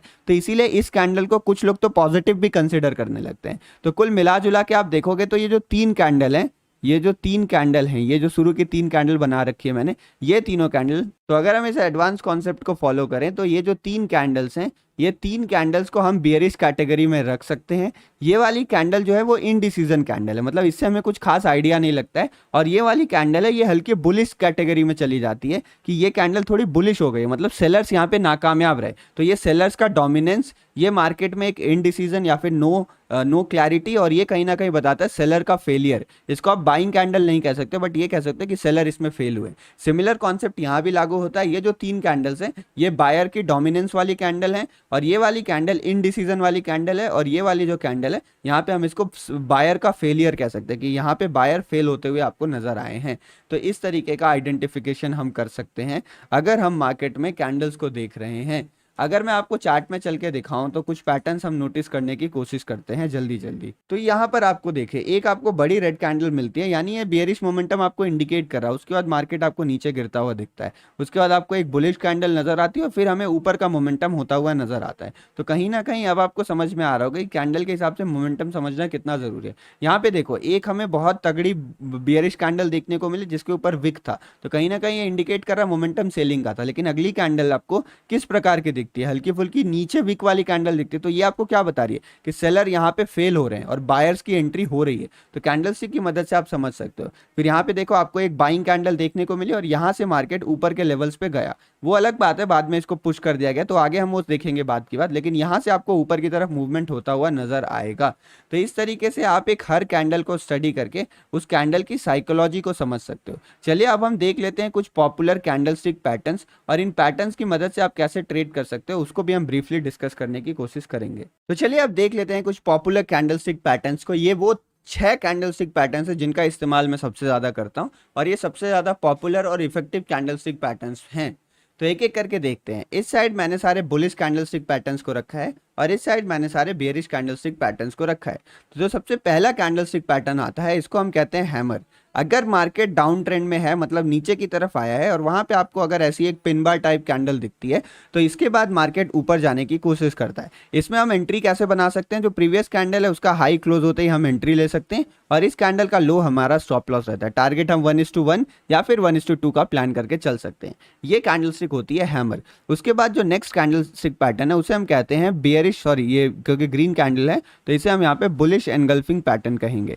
बुलिश एनगल्फिंग पैटर्न की क्या खासियत होती है कि यहाँ पे मार्केट में एक ग्रीन कैंडल रेड कैंडल को पूरी तरीके से कवर कर लेती है। देखो आप ये रेड कैंडल छोटी सी है और इसको पूरी तरीके से इस ग्रीन कैंडल ने कवर कर लिया। तो यहाँ पे देखो ग्रीन कैंडल ये भी बनी है बट इसने प्रीवियस रेड कैंडल को कवर नहीं किया, तो इसलिए ये परफेक्ट एग्जाम्पल नहीं है। परफेक्ट एग्जाम्पल ये है, और अगर ये प्रीवियस कैंडल के हाई को ब्रेक कर रहा है हम एंट्री बना सकते हैं, और जो लो है वो हमारा स्टॉप लॉस रहेगा। और जो थर्ड कैंडल है इसको हम कहते हैं यहाँ पर morning star pattern. Morning star pattern इसको हम कहते हैं। मॉर्निंग स्टार पैटर्न मुझे काफी पसंद है क्योंकि इसमें रेड कैंडल बनती है, फिर एक डोजी बनता है और एक इंस्टेंट रिवर्सल आता है with the help of a green candle. तो जैसे ही ये इस रेड कैंडल के हाई को ब्रेक करता है हम यहाँ पर एंट्री बना सकते हैं, और ये लो हमारा स्टॉप लॉस रहेगा। तो ये एक सिंगल कैंडल स्टिक पैटर्न है, और ये एक 2 कैंडल का मिला हुआ पैटर्न है। 2 कैंडल मिलके ये पैटर्न बनता है, और जो मॉर्निंग स्टार है वो 3 कैंडल मिलके एक पैटर्न बनता है। तो यहाँ पे 1, 2 और 3 कैंडल पैटर्न्स को भी हमने समझ लिया। सिमिलरली इसका ऑपोजिट जो सेलिंग साइड में उसे हम कहते हैं शूटिंग स्टार। तो तो ये मेरे पास एक शूटिंग स्टार कैंडलस्टिक पैटर्न है जो कि काफ़ी ज़्यादा बेयरिश मानी जाती है। अप ट्रेंड के बाद अगर ये टॉप पे बनती है तो यहाँ पे हमें अच्छी खासी सेलिंग देखने को मिलती है। जो नेक्स्ट पैटर्न है वो हमारे पास बियरिश एनगल्फिंग पैटर्न है। बियरिश एनगल्फिंग क्योंकि टॉप पे बनी है और यहाँ से नेगेटिविटी हमें देखने को मिलती है। टॉप पे जाके बियरिश एनगल्फिंग बनी तो हम सेल साइड में एंट्री बना सकते हैं। और मॉर्निंग स्टार का जो हमारे पास ऑपोजिट पैटर्न है उसको हम कहते हैं इवनिंग स्टार। इसमें भी सिमिलर होता है, ग्रीन कैंडल फिर एक डोजी और रेड कैंडल का फॉर्मेशन होता है। जैसे ही इस पैटर्न के नीचे जाता है चार्ट, हम यहाँ पे इसे सेल कर सकते हैं विद स्टॉप लॉस ऑफ जो रिसेंट स्विंग हाई लगा है वो। तो ये 6 पैटर्न्स अगर आप ध्यान पे रखते हैं तो इनके बेसिस में आप बहुत अच्छे ट्रेड्स फाइंड कर सकते हैं। यहाँ पे मैं आपसे रिक्वेस्ट करूंगा इनको आप नोट डाउन कर लीजिए और वीडियो पूरा देखने के बाद चार्ट में जाके इन्हें बैक टेस्ट जरूर करिएगा। चलिए अब बढ़ते हैं हम अपने आगे चैप्टर्स में और डिस्कस करते हैं बाकी प्राइस एक्शन के कॉन्सेप्ट्स को। Welcome to chapter number 4। इस चैप्टर में हम समझने वाले हैं सपोर्ट एंड रेजिस्टेंस यानी सप्लाई एंड डिमांड का कॉन्सेप्ट। कुछ लोग इसे सप्लाई एंड डिमांड भी कहते हैं। तो इसके बेसिक्स पहले मैं आपको बताता हूँ और फिर आपको बताता हूँ ये क्या होते हैं और इसके मदद से आप कैसे ट्रेड फाइंड आउट कर सकते हो। तो आप एक चीज समझने की कोशिश करिए कि हमने शुरू में डिस्कस किया था कि भाव ही भगवान होता है, तो प्राइस ही भगवान है। अब मान लो मैं आपके सामने एक टमाटर को ले आता हूँ, ये मेरे पास एक टमाटर है यहाँ पर, और आप बताओ मुझे, अगर आप मंडी रेगुलर जाते होगे तो आपको पता होगा कि ये टमाटर महंगा कब होता है, ये टमाटर कब महंगा हो जाता है। मान लो अभी की बात हम भूल जाते हैं, अभी जो टमाटर मैंने गलत एग्जाम्पल ले लिया। एक काम करता हूँ, मैं कोई नॉर्मल चीज़ का एग्जाम्पल ले लेता हूँ। जैसे कि आप मान लो पेन, एक पेन का मैं एग्जांपल लेता हूँ। नॉर्मल सी एक पेन है, बॉल पॉइंट पेन। तो अगर ये पेन आपको बाजार में 40 रुपए की मिलेगी एक पेन, तो आप क्या कहोगे कि ये पेन अब महंगी हो चुकी है, ये पेन काफ़ी ज़्यादा महंगी है, मैं इसको नहीं खरीदने वाला हूँ क्योंकि पेन बहुत ज़्यादा महंगी हो गई है। और अगर ये पेन सस्ती हो जाएगी, मान लो 5 रुपए की हो गई, तो आप ही क्या कहोगे, ये पेन अभी बहुत ज़्यादा सस्ती है, तो आप इसको ज़्यादा मात्रा में खरीदना चाहोगे। अगर 5 रुपए तो आप सोचोगे अरे पेन इतनी सस्ती हुई है, चलो मैं खरीद के रख लेता हूँ, मेरे काम तो आने ही वाली है, तो आप इस पेन को खरीद के रख लोगे। लेकिन अगर ये पेन महंगी रहेगी तो आप खरीदने में इंटरेस्टेड नहीं रहोगे। अब मान के चलते हैं ये एक बायर का पर्सपेक्टिव हो गया। बायर मतलब आप खरीदार हो, तो ये आपका पर्सपेक्टिव हो गया। क्या पर्सपेक्टिव हो गया, आप सस्ती चीजों को खरीदना चाहते हो। बट मान लो एक दुकानदार है, दुकानदार तो बेच रहा है ना, तो वो क्या सोचेगा, अरे ये पेन तो मैंने 10 रुपए की खरीदी थी और अब इतनी महंगी हो गई 40 रुपए में, चलो मैं ज्यादा पेन ही बेचता हूँ, मुझे 30 रुपए का मुनाफा होगा। तो जो सेलर है वो महंगी चीज को बेचने में ज्यादा इंटरेस्टेड रखता है कि ये चीज अगर महंगी हो गई है तो मैं इसको यहाँ पे बेचने की कोशिश करता हूँ। और जो बायर है वो सस्ती चीजों को खरीदने की कोशिश करता है। ये हमारी नॉर्मल साइकोलॉजी है और यही साइकोलॉजी स्टॉक मार्केट में भी काम करती है। मतलब अगर किसी चीज को बेचोगे आप, अगर किसी चीज को आप सेल करोगे, मान लो कोई चीज महंगी है आप उसको सेल कर रहे हो, तो सेल करने से क्या होगा, मार्केट में उसकी सप्लाई बढ़ जाएगी। मार्केट में उसकी सप्लाई बढ़ जाएगी मतलब आपने बहुत ज्यादा माल, अगर आपने बहुत ज्यादा पेन बेचना शुरू कर दिया तो धीरे धीरे क्या होगा, जितने लोग पेन खरीदने वाले हैं वो खरीद लेंगे, फिर कोई 40 रुपए में खरीदने के लिए तैयार नहीं रहेगा, तो आप उसको 35 रुपए में बेचोगे, फिर उसको आप 30 रुपए में बेचोगे। तो जब भी मार्केट में सेलर ज्यादा आ जाते हैं तो जो महंगी चीज होती है वो सस्ती होने लगती है। जो महंगी चीज होती है वो सस्ती होने लगती है, क्यों, क्योंकि उसकी सप्लाई बढ़ गई। तो सप्लाई बढ़ने से दाम अपने आप गिर जाता है। उसी तरीके से अगर किसी चीज के खरीदार ज्यादा आ जाते हैं, मान लो आप दुकानदार हो और आप देख रहे हो 5 रुपए की पेन तो सब कोई खरीद के ले जा रहा है, एक काम करता हूँ 10 रुपए कर देता हूँ। तो जैसे ही डिमांड बढ़ेगी, जैसे ही डिमांड बढ़ेगी आप क्या करोगे, उसका दाम बढ़ाते जाओगे। तो डिमांड बढ़ने से किसी चीज का दाम बढ़ता है। तो इसी तरीके से चार्ट में कुछ ऐसे प्राइस निकल के आते हैं। जैसे मान लो पेन के लिए 40 रुपए था, 5 रुपए, तो अगर मैं 2 साल का डेटा निकालता हूं, 2 साल के मैंने पेन के भाव निकाले और मैं जब भी देख रहा हूं कि पेन का दाम 5 रुपए पहुंचता है और 40 रुपए पहुंचता है, तो चार्ट मेरे पास कुछ इस तरीके से बना। जैसे ही 5 रुपए दाम पहुंचता है यहां से ऊपर उठने लगता है, और जैसे ही 40 रुपए पहुंचता है यहां से दाम गिरने लगता है। लेकिन दाम 5 और 40 के बीच में घूम रहा है, 40 से नीचे गिरेगा, 5 से ऊपर जाएगा। तो आप सोचो यहाँ पे क्या हो रहा है, यहाँ पे तो साइकोलॉजी काम कर रही है ना कि 40 रुपए की चीज महंगी लग रही है, यहाँ पे सप्लाई बढ़ जा रहा है, बाकी सारी चीजें हो रही है, और नीचे से 5 रुपए की चीज में डिमांड आ जा रहा है, यहाँ पे ये डिमांड आ जा रहा है यहाँ पे। तो इसी को हम सप्लाई डिमांड कहते हैं या सपोर्ट रेजिस्टेंस कहते हैं। जहां पे मार्केट में बायर्स और सेलर्स इंटरेस्टेड हो किसी एक डायरेक्शन में मूव करवाने के लिए, उसे सप्लाई डिमांड एरिया कहा जाता है, या जहां पे कोई एक्टिविटी हमें देखने को मिलती है।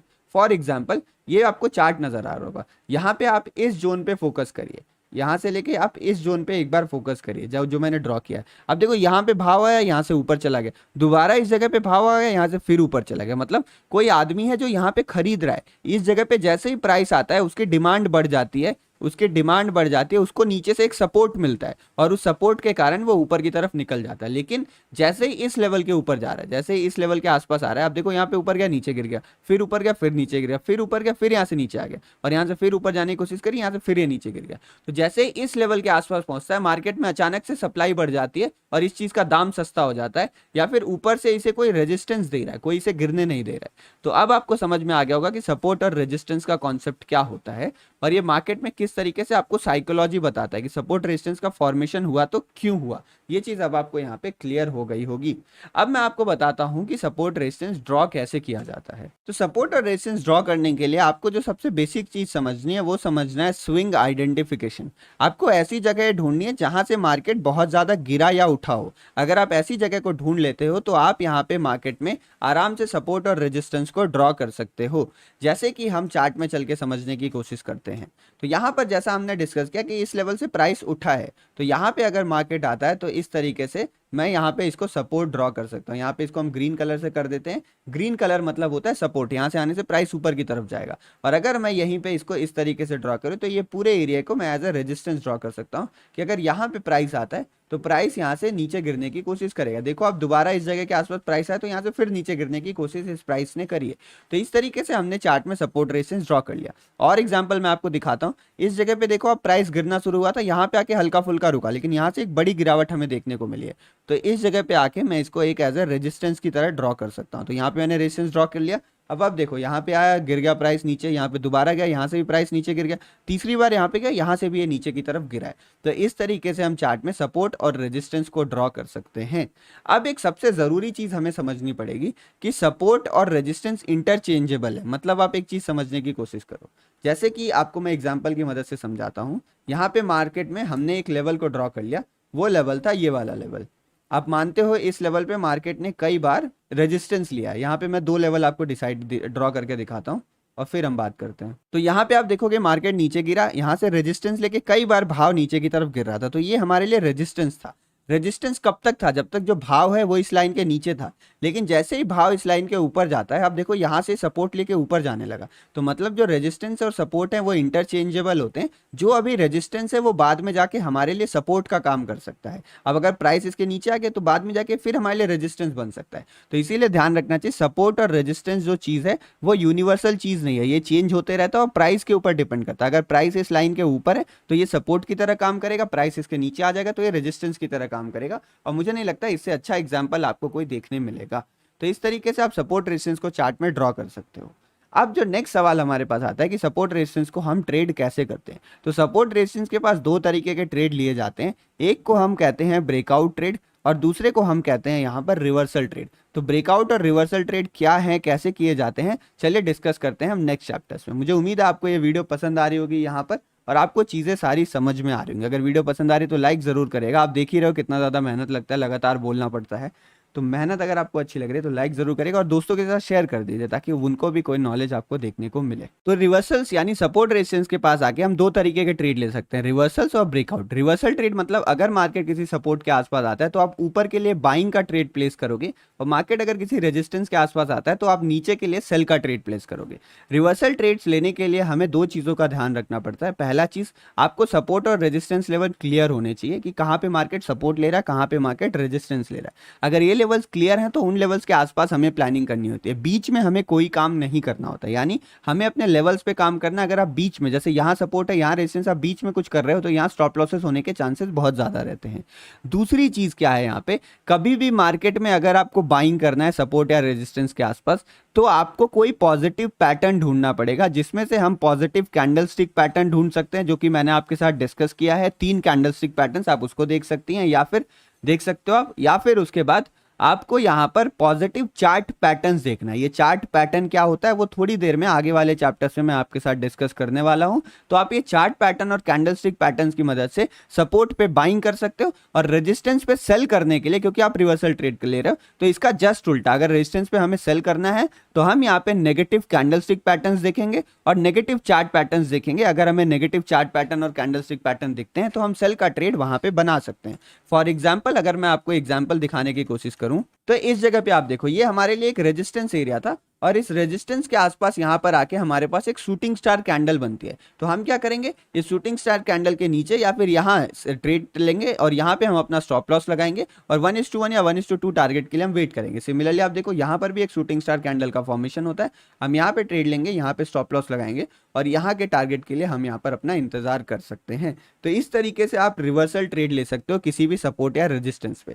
अब बात करते हैं हम ब्रेकआउट ट्रेड्स के बारे में। तो ब्रेकआउट ट्रेड्स वो होते हैं जब मार्केट किसी सपोर्ट या रेजिस्टेंस को ब्रेक कर देता है। मान लो ये रेजिस्टेंस एरिया है और यहाँ पे मार्केट आता है और इसको यहाँ पे टच करके इसको इसको तोड़ के ऊपर निकलना चाहता है, तो इसको हम ब्रेकआउट ट्रेड कहते हैं। ब्रेकआउट ट्रेड से पहले आपको कुछ चीज़ें ध्यान रखनी पड़ेंगी कि मार्केट में जितना बार कोई लेवल टच होता है, फॉर एग्जांपल जो हम एग्जांपल लेके चल रहे हैं, यहाँ पर आप देखो मार्केट पहली बार इस लेवल के आसपास जाता है, यहाँ से पहली बार जाता है नीचे गिर जाता है, दूसरी बार कोशिश करता है नीचे गिर जाता है, तीसरी बार भी नीचे गिर जाता है, बट जब चौथी बार जाता है तब ये ब्रेकआउट करके ऊपर निकल जाता है। मतलब जितनी बार किसी एक लेवल को टच करेगा ना, मान लो ये दीवार है, आप इसको आके ठोकर मारो, एक बार मारोगे कुछ नहीं होगा, 2 बार 3 बार 4 बार 5 बार, कभी ना कभी तो ये दीवार टूट जाएगी।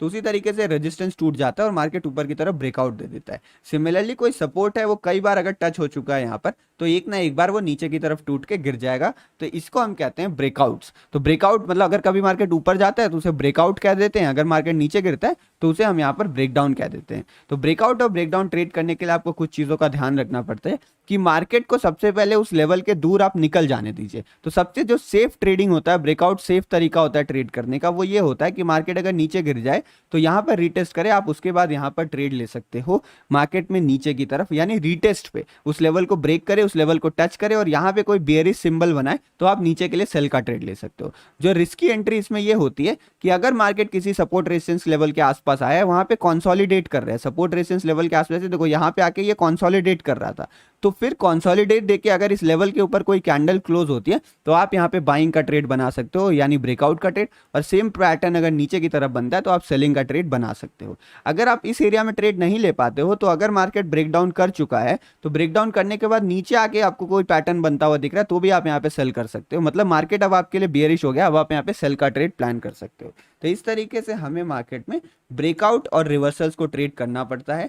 ब्रेकआउट ट्रेड करते समय इस चीज़ का ध्यान रखा करिए कि ब्रेकआउट्स कई बार फेक ब्रेकआउट में कन्वर्ट हो जाते हैं, तो आपके स्टॉप लॉसेस जा सकते हैं। इसलिए ब्रेकआउट ट्रेड करना रिस्की होता है, इसीलिए हमें इसमें पेशेंस के साथ ट्रेड लेना पड़ता है और प्रॉपर कंफर्मेशन के बाद ही हम ब्रेकआउट्स में एंट्री करते हैं।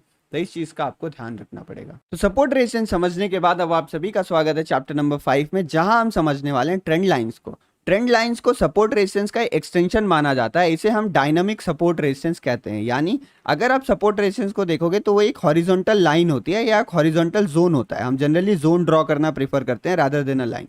बट अगर आप ट्रेंड लाइन को देखोगे तो ये एक स्लैंटेड लाइन होती है, ये भी एक लाइन ही होती है बट ये एक एंगल पे होती है, इसीलिए हम इसको डायनामिक सपोर्ट रेजिस्टेंस कहते हैं। मैं आपको सबसे पहले चार्ट में दिखाता हूँ क्योंकि कॉन्सेप्ट लगभग सेम होता है, बट अगर आप चार्ट में देखोगे तो आपको चीज़ें अच्छे से समझ में आएंगे। यहाँ पर मैंने आपके सामने एक ग्रीन कलर की लाइन ड्रॉ करी है जो हॉरिजॉन्टल से एक एंगल पे आपको बनती हुई दिख रही होगी। और यहाँ पर आप नोटिस कर रहे होगे कि जितनी बार ये ट्रेंड लाइन के आसपास आया है, यहाँ पर ये सपोर्ट लेके ऊपर की तरफ जाता हुआ हमें नजर पे आया है।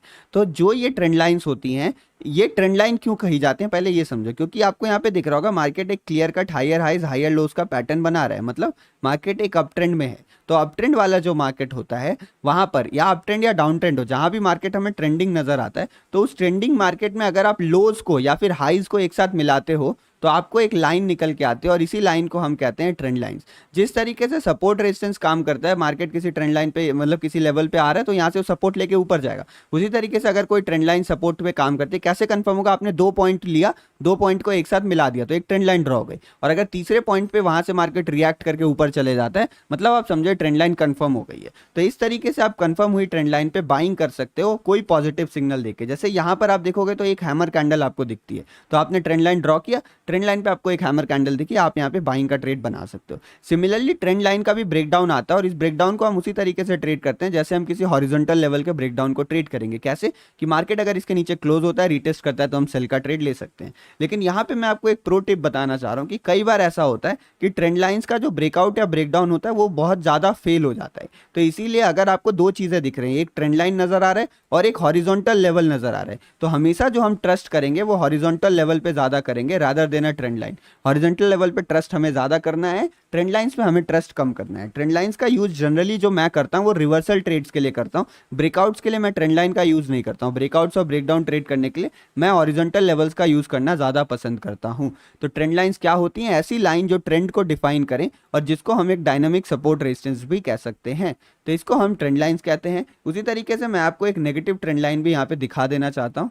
जैसे कि यहाँ पर मैं एक लाइन ड्रॉ करता हूँ, तो यहाँ पर देखो कई बार मार्केट इस जगह के आसपास हमें रेजिस्टेंस लेता हुआ दिखा है। यहाँ पे दोबारा इस ट्रेंड लाइन के आसपास है रेजिस्टेंस रेजिस्टेंस रेजिस्टेंस, तो इसको हम ट्रेंड लाइन कहते हैं जो डाउन ट्रेंड को डिफाइन कर रही है। ये एक डाउन ट्रेंड चल रहा है मार्केट में, उसको डिफाइन कर रही है। तो मार्केट यहाँ से रेजिस्टेंस लेगा, हमें नेगेटिव सिग्नल्स को ढूंढना है और यहाँ पे सेल करने को देखना है। तो ये होता है ट्रेंड लाइंस का कॉन्सेप्ट, और ट्रेंड लाइंस को इस तरीके से हम यहाँ पर ट्रेड कर सकते हैं।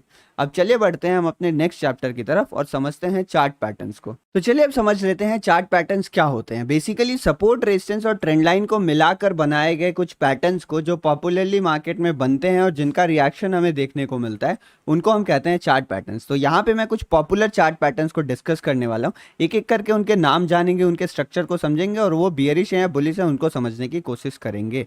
तो जो सबसे पहला पैटर्न मेरे पास है यहाँ पर, इसको हम कहते हैं हेड एंड शोल्डर पैटर्न। आप देखोगे इस तरीके का कोई स्ट्रक्चर यहाँ पे आपको बनता हुआ नजर आ रहा होगा। तो यहाँ पे आपको एक हेड और दो शोल्डर नजर आ रहे होंगे, तो इसीलिए इस पैटर्न का नाम यहाँ पे हेड एंड शोल्डर पैटर्न है। ये पैटर्न बुलिश होता है या बियरिश, तो इस पैटर्न को हम यहाँ पर बियरिश पैटर्न मानते हैं। मतलब अगर मार्केट ऊपर की तरफ जा रहा है और टॉप के आसपास आपको कोई ऐसा स्ट्रक्चर बनता हुआ दिखता है, तो ये नेक लाइन होती है, जो ये लाइन होती है जो हेड और शोल्डर के बॉटम को ज्वाइन कर रही है। तो अगर इसका ब्रेकडाउन आता है, जैसे ब्रेकडाउन हुआ, तो हम ब्रेकडाउन पर भी एंट्री कर सकते हैं, नहीं तो इसके रीटेस्ट होने पर भी एंट्री बनाई जा सकती है। तो ये हमारा पैटर्न नंबर 1 है, हेड एंड शोल्डर पैटर्न। उसके बाद जो हम पैटर्न डिस्कस करने वाले हैं, ये भी एक बेयरिश पैटर्न है और इसको डबल टॉप पैटर्न कहा जाता है। डबल टॉप यानी एक एम पैटर्न के नाम से भी इसको जाना जाता है। तो ये मार्केट हमारा ऊपर की तरफ गया, यहाँ से नीचे आया और फिर यहाँ पे ये रेजिस्टेंस लेके नीचे की तरफ गिरता हुआ हमें नजर आ रहा है। तो आप देखोगे यहाँ पे लगभग एक साथ दो हाई बने हैं। ये जो दो हाई बने, ये बता रहे हैं कि मार्केट में बायर सब इसको ऊपर ले जाने में सक्षम नहीं है और मार्केट नीचे की तरफ गिर सकता है। ये ब्रेकडाउन आया और उसके बाद आपको एक बड़ी मोमेंटम नीचे की तरफ देखने को मिली। तो इसमें भी जो हम एंट्री करते हैं वो नेक लाइन के ब्रेकडाउन पर करते हैं। तो ये है हमारा डबल टॉप पैटर्न। उसके बाद जो नेक्स्ट पैटर्न है वो एक बुलिश पैटर्न है। ये डबल टॉप का उल्टा पैटर्न है। डबल टॉप पैटर्न को एम पैटर्न भी कहा जाता है और इसको हम डबल बॉटम पैटर्न कहते हैं। तो इसको आप डबल बॉटम पैटर्न कर लो, क्योंकि यहाँ पे आपको दो बॉटम्स न बनते हुए नजर आ रहे हैं, या फिर आप इसको एम डब्ल्यू पैटर्न भी बोल सकते हो। तो ये एक बुलिश पैटर्न है और देखो नेक लाइन के ब्रेकआउट और रिटेस्ट के बाद हम यहाँ पर एंट्री बनाते हैं और इसमें हमें अपसाइड का ट्रेड ढूंढना होता है। जो नेक्स्ट पैटर्न हम डिस्कस करने वाले हैं वो वेज पैटर्न डिस्कस करने वाले हैं। इसको एंगल पैटर्न भी कहते हैं। तो इसको हम यहाँ पे राइजिंग वेज बोलते हैं। ये जो पैटर्न आपको नजर आ रहा होगा, ये एक राइजिंग वेज पैटर्न है और इसको हम एक बियरिश पैटर्न मानते हैं। अगर देखो market higher highs higher lows बना रहा है, बट जो हायर हाइज हायर लोज हैं वो ज़्यादा स्ट्रांग नहीं है, मतलब मार्केट अप ट्रेंड में है तो, बट वो अप ट्रेंड वीक हो गया है और नीचे से आ रही है ट्रेंड लाइन का जो ब्रेकडाउन होगा तो मार्केट नीचे गिरेगा। मतलब अगर एंगल इस तरफ का बना हुआ है तो हमें डाउन साइड की मूवमेंट देखने को मिल सकती है। तो ये राइजिंग वेज पैटर्न है जो अपने आप में बियरिश है। इसमें अगर ये नीचे की सपोर्ट वाली ट्रेंड लाइन टूटती है तो हम यहाँ पे एक सेल की पोजीशन बना सकते हैं। तो ये था हमारा पैटर्न राइजिंग वेज पैटर्न, जो कि एक बेयरिश पैटर्न माना जाता है। उसके बाद हम देखते हैं यहाँ पे cup and handle pattern.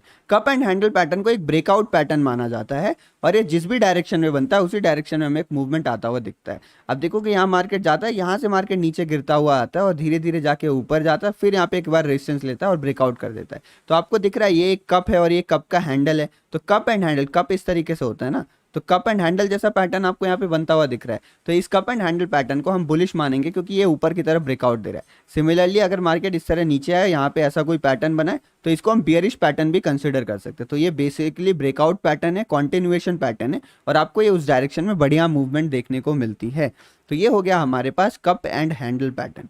Next pattern जो हम देख रहे हैं ये भी मेरे पास एक ब्रेकआउट पैटर्न है या कॉन्टिन्यूएशन पैटर्न है, जिसको हम पेनेंट पैटर्न कहते हैं। अगर मार्केट किसी डायरेक्शन में ऊपर जा रहा है और वहाँ पे छोटा सा हमें एक ट्रायंगल टाइप दिखता है, जिसको अभी मैं आगे आपको सिमेट्रिकल ट्रायंगल भी बताऊंगा, ऐसा पैटर्न दिखता है, ऊपर ब्रेकआउट आता है तो मार्केट अच्छा खासा ऊपर की तरफ जाता हुआ दिखता है।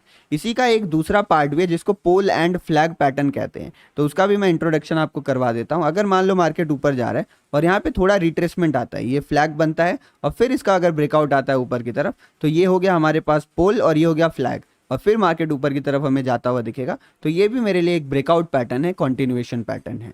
अब हम लास्ट में समझ लेते हैं ट्रायंगल पैटर्न्स को। तो टोटली 3 तरह के ट्रायंगल पैटर्न्स होते हैं। ये जो पहला ट्रायंगल पैटर्न है इसको हम कहते हैं असेंडिंग ट्रायंगल पैटर्न। असेंडिंग मतलब आप देखो ऊपर से जो हाई है वो कांस्टेंट बन रहा है, मतलब एक ही जगह पे रेजिस्टेंस ले रहा है, बट नीचे से जो सपोर्ट है यानी हायर लोज का फॉर्मेशन हो रहा है। तो जो लोज हैं वो असेंड कर रहे हैं ऊपर की तरफ, इसीलिए हम इसे असेंडिंग ट्रायंगल पैटर्न कहते हैं। और ये पैटर्न बुलिश माना जाता है। जनरली इसमें ब्रेकआउट हमें ऊपर की तरफ देखने को मिलता है। अगर नीचे ब्रेक डाउन करता है तो इसकी रिटेस्ट पे हम सेल का भी प्लान कर सकते हैं, बट जनरली इसका ब्रेकआउट हमें ऊपर की तरफ देखने को मिलता है। सिमिलरली यहाँ पे आपको एक डिसेंडिंग ट्रायंगल पैटर्न दिख रहा है जिसमें आपको लोअर हाइज बनते हुए दिख रहे हैं और जो लोज हैं वो लगभग सिमिलर एक जगह पे लग रहे हैं। तो ये बियरिश पैटर्न माना जाता है। जिस तरीके से इसको बुलिश मानते हैं इसको हम बियरिश पैटर्न मानते हैं, बट अगर ट्रेंड लाइन का ब्रेकआउट आता है तो रिटेस्ट पे हम बाइंग करने को भी देख सकते हैं। और ये हमारे पास एक सिमेट्रिकल ट्रायंगल पैटर्न है जिसको कंटिन्यूएशन माना जाता है। मतलब अगर ये ऊपर ब्रेक करेगा तो ऊपर निकल जाएगा, नीचे ब्रेक करेगा तो नीचे निकल जाएगा। इसके ब्रेकआउट की पॉसिबिलिटी लगभग एक जैसी रहती है। तो ये तीनों ट्रायंगल पैटर्न्स है जिसको हम चार्ट में देख सकते हैं। अब मैं आपको होमवर्क दे रहा हूँ कि आपको चार्ट में जाके इन पैटर्न्स को ढूंढना है और बैक टेस्ट करना है। पहले नोट्स बना लीजिए, उसके बाद आपको ये काम करना है हमारा। तो यहाँ पर हमने चार्ट पैटर्न्स को डिस्कस कर लिया। अब लगभग हमारा कोर्स खत्म होने को है। लास्ट में मैं कुछ प्रो टिप्स के साथ आपको यहाँ पे बंद करना चाहूँगा इस कोर्स को, लेकिन इन प्रो टिप्स को ज़रूर ध्यान से सुन लीजिएगा।